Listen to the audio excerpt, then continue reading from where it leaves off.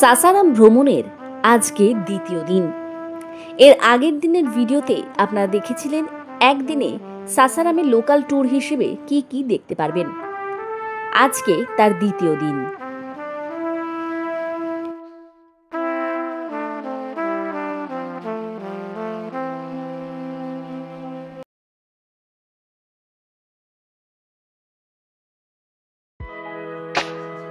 আজকের ব্রেকফাস্টটা বাইরে থেকে কিনে রুমের মধ্যে নিয়ে আসা হয়েছিল, কারণ আমরা রেডি হতে হতেই খেয়ে নিয়েছিলাম যাতে সময়টা কম লাগে। আজকেও আমাদের সারথি বিকাশবাবু, তবে আজকে আর অটো নয়, আজকে তিনি নিয়ে এসেছেন তার স্করপিও। প্রথমেই রওনা হলাম পাহাড়ের বুকে লুকিয়ে থাকা এক রহস্যময় জায়গা, মা তুতলা ভবানী।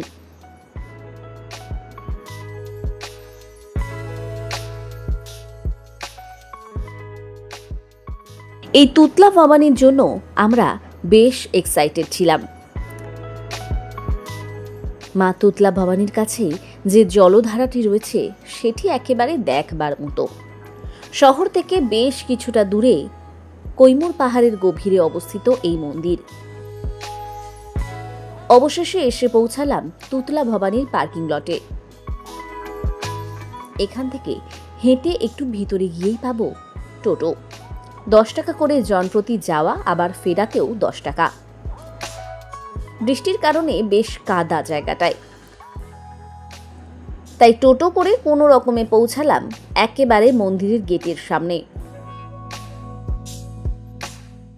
এখান থেকে একটু হেঁটেই যেতে হবে, তবে রাস্তাটা কিন্তু খুব একটা সুখকর নয়, কারণ এই যে বৃষ্টি দেখছেন এটা থাকলেও সেটা এই মুহূর্তে বন্ধই ছিল, যে কারণে এই নিচের রাস্তা, মানে রাস্তা বলতেই জল আর পাথর, এই পেরিয়েই হেঁটে যেতে হবে মায়ের কাছে। কোনো রকমে এপাশ ওপাশ করে পৌঁছালাম এতটা। এখানে দাঁড়িয়ে বেশ কিছুক্ষণ কিন্তু ছবি ভিডিও তোলা চলল। ওই যে দূরে দেখছেন তুতলা ভবানীর জলপ্রপাত, এই জলটা দেখার জন্যই আমরা এত উচ্ছ্বাসিত ছিলাম। জায়গাটা মানে জাস্ট চোখের সামনে দুর্দান্ত লাগছিল।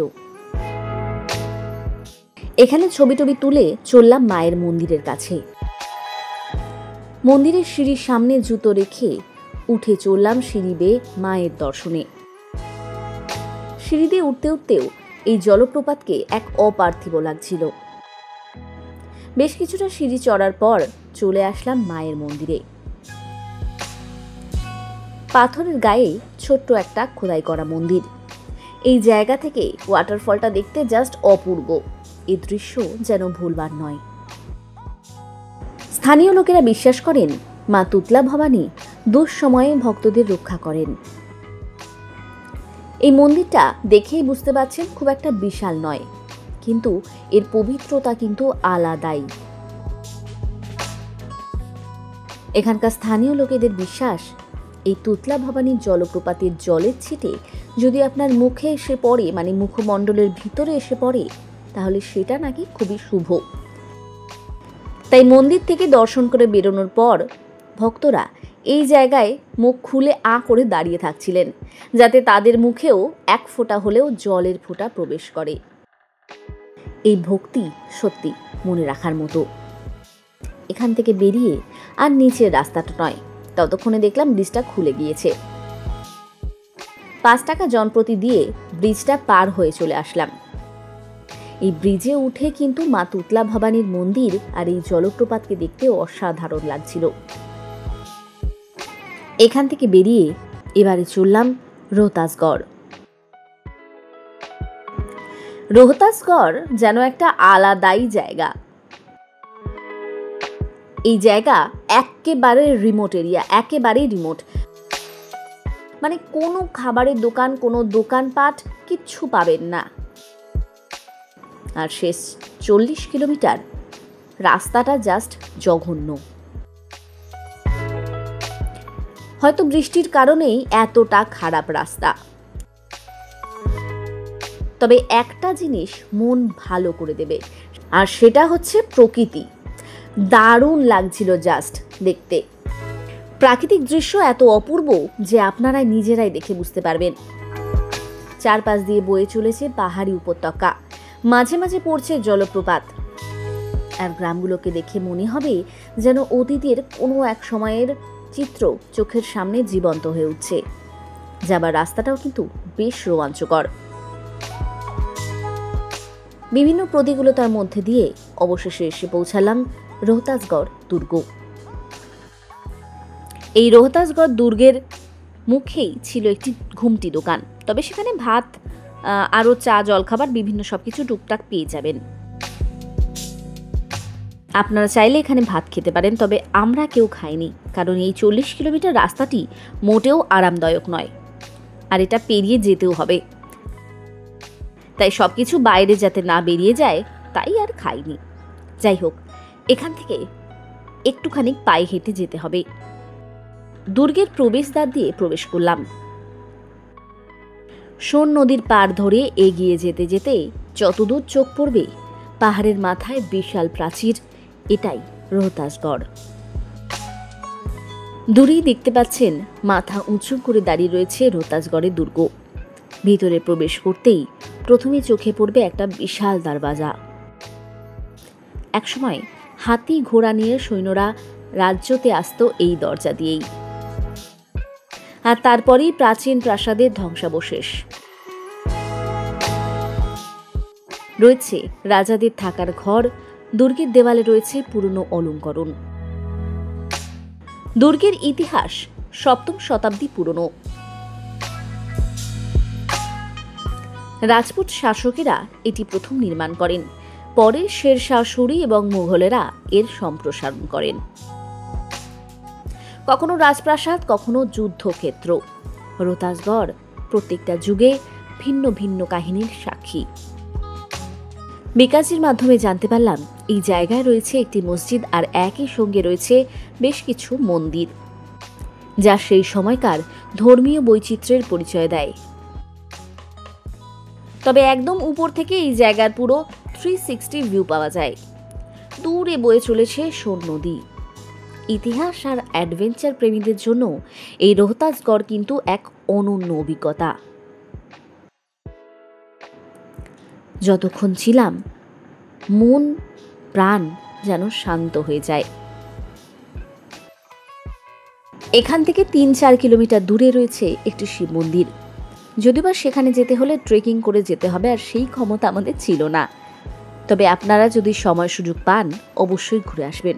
শুনেছি ভীষণ ভালো একটা জায়গা। এরপর এখান থেকে বেরিয়ে চললাম। দুর্গ থেকে বেরিয়েই পায়ে একটু জল দিয়ে গাড়িতে উঠে বসলাম। তবে রোহতাসগড় থেকে বেরিয়ে বেশ অনেকটা এসে দেখেছিলাম আরও একটি সুন্দর জলপ্রপাত। অনেকটা দূর থেকে দেখেছিলাম, কিন্তু সেই দেখা যেন সারা জীবন মনে রয়ে যাবে। এই জায়গার নামটা সঠিকভাবে মনে নেই, তবে জায়গাটা ছিল অপূর্ব সুন্দর। আমি না বললেও আপনারা তো ভিডিওতে দেখতেই পাচ্ছেন যে কতটা সুন্দর জায়গা। এই সুন্দর ওয়াটারফলটা দেখতে পেরেছি একমাত্র বিকাশীর জন্য, কারণ তিনি বারবার বলছিলেন যে যতটা সম্ভব আমি আপনাদেরকে ঘোরাবো। যে জায়গাগুলো সোকল টুরিস্ট স্পট নয়, সেই জায়গাগুলোতেও কিন্তু বিকাশজি নিয়ে গিয়েছিলেন। সব গাড়ি চালকই কিন্তু এই জায়গাগুলোতে আপনাকে নিয়ে আসবেন না, আর সেটা খুব স্বাভাবিক। তবে তিনি যার সাথে ঘোরেন যেন নিজের করে নেন।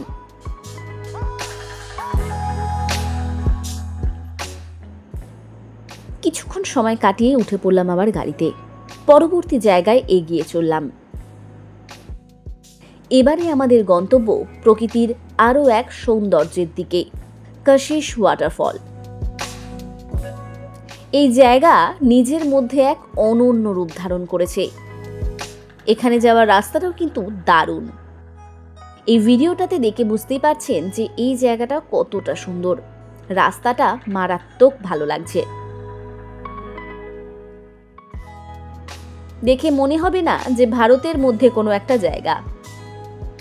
চলন্ত গাড়িকে বারবারই থামাতে ইচ্ছে করছিল। মনে হচ্ছিল একভাবে তাকিয়ে থাকি প্রকৃতির দিকে। কি অপূর্ব! বেশ অনেকক্ষণ গাড়ি চলল। তারপরে এসে থামলো এই জায়গাটিতে।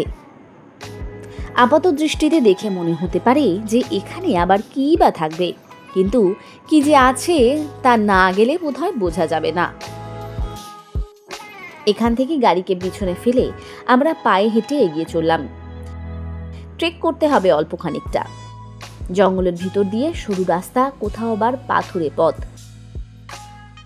কোথাও বারবার বাঁশের ঝোপ কেটে এগিয়ে যেতে হলো। পথে পড়ল একটি নদী। হ্যাঁ, কাশিশ ওয়াটারফলের জলেই এই নদীটা তৈরি হয়েছে। পায়ে হেঁটেই নদীটা পারাপার করা যায়। সেটা পেরিয়ে এগিয়ে চললাম। কাশিশের ঝর্ণা এতটাই নির্জন আর অজানা, যেন দেখে মনে হবে প্রকৃতির কোনো এক লুকানো রত্ন আবিষ্কার করেছি। বর্ষাকালে এর জলধারা কিন্তু সবচেয়ে শক্তিশালী। তবে আমরা যখন জলপ্রপাতের একদম কাছে এসে পৌঁছালাম, আকাশে তখন ঘন মেঘ করেছে। তাই বেশিক্ষণ সময় নষ্ট না করে তড়িঘড়ি বেরিয়ে আসার চেষ্টা করলাম। তবে আর রক্ষে কোথায় পাই, পথেই নামলো বৃষ্টি। আর সেই বৃষ্টি যেন অঝরে পড়ছে। এক অপার্থিব দৃশ্য। একটা সময় মনে হচ্ছিল যে দাঁড়িয়ে এই জায়গাটা উপভোগ করি, আবার মনে হচ্ছে না, কোনো ভুল ত্রুটি হলে প্রকৃতি কিন্তু কাউকেই ক্ষমা করে না, তাই সেখান থেকে বেরিয়ে আসাই বুদ্ধিমানের কাজ। তড়িঘড়ি পা চালিয়ে বেরিয়ে আসলাম এই জায়গা থেকে। তবে সাসারাম গেলে এই কাশিশ ওয়াটারফলে কিন্তু অবশ্যই যাবেন। জায়গাটা ভীষণ সুন্দর। ঝর্ণাটা যত না সুন্দর, তার থেকে এই যে ট্রেকিংটা ছোট্ট একটা, সেটা বেশি ভালো লাগবে। ততক্ষণে প্রায় বিকেল হয়ে গেছে। ভাবলাম ইন্দ্রপুরী ড্যাম বোধহয় আর যাওয়া হলো না। তবে কে জানতো বিকাশজি আমাদের সবটাই ঘোরাবেন। এই ইন্দ্রপুরী ড্যাম তৈরি হয়েছে সোন নদীর ওপর। সন্ধ্যা ততক্ষণে নেমে গিয়েছে। এই জায়গাটা দেখতে পাবো বলে তো আশা ছেড়েই দিয়েছিলাম, কিন্তু সন্ধে হয়ে গেলেও এই জায়গাটায় আমরা পৌঁছাতে পেরেছি। পৌঁছানোর সঙ্গে সঙ্গে চোখে পড়ল এক বিশাল জলরাশি। এই চারপাশটা পাহাড়, তবে সন্ধ্যের কারণে সেটা বোঝা যাচ্ছে না। ভেবেছিলাম এই ড্যামের উপর দাঁড়িয়ে সূর্যাস্ত দেখব, তবে তার হলো না। ড্যামের উপর দাঁড়িয়ে বিশাল জলরাশি দেখলাম। একদিকে ভয় লাগছে, আরেকদিকে সুন্দর লাগছে। এই বিশাল জলরাশি আর তার গর্জন, উফ, রোমাঞ্চকর। বিকাশের থেকে শুনলাম শীতকালে নাকি এখানে পিকনিকও করতে আসেন স্থানীয় লোকেরা। এই ড্যামটি প্রায় 3 কিলোমিটার লম্বা। এই ইন্দ্রপুরী ড্যাম দিয়েই আমাদের আজকের সাইট সিনটা কমপ্লিট হলো। একদিকে মা তুতলা ভবানীর আধ্যাত্মিক শান্তি, অন্যদিকে রোহতাসগড়ের ঐতিহাসিক কাহিনী, হিডেন বিউটি, কাশিশ ঝর্ণা এবং ইন্দ্রপুরী ড্যামের জলের গর্জন, সব মিলিয়ে দিনটা সত্যি স্মরণীয়। এই দিনে আমাদের সারাদিনের গাড়ি ভাড়া লেগেছিল 4,000 টাকা। আর সারাদিনের খাবারের জন্য শুকনো খাবার অবশ্যই ক্যারি করবেন, কারণ প্রথমেই বললাম জায়গাগুলো কিন্তু খুব রিমোট, তাই সব জায়গায় খাবারের দোকান পাবেন না। এদিন আমরা লাঞ্চ সেভাবে করতে পারিনি, সেই কারণে স্ট্রিট ফুড দিয়েই কাজ চালিয়েছিলাম, তা আবার সন্ধেবেলা 6টা-7টার সময়। আপনারা একটু হেভি ব্রেকফাস্ট করবেন, যার কারণে অনেকক্ষণ সময় কাটাতে পারবেন। আর রুমে গিয়ে একেবারে ডিনার। আজকের খরচটা তো জানিয়েই দিলাম। রাতে ডিনারটা করেছিলাম ধোসা দিয়ে। 60 টাকা করে নিয়েছিল পনির ধোসা। যাই হোক, আজকের মতো এইটুকুই। ফিরে আসছি সাসারামেরই 3য় দিনের ভ্রমণ সংক্রান্ত বিষয় নিয়ে। ভালো থাকবেন, সুস্থ থাকবেন। দেখা হচ্ছে পরের ভিডিওতে।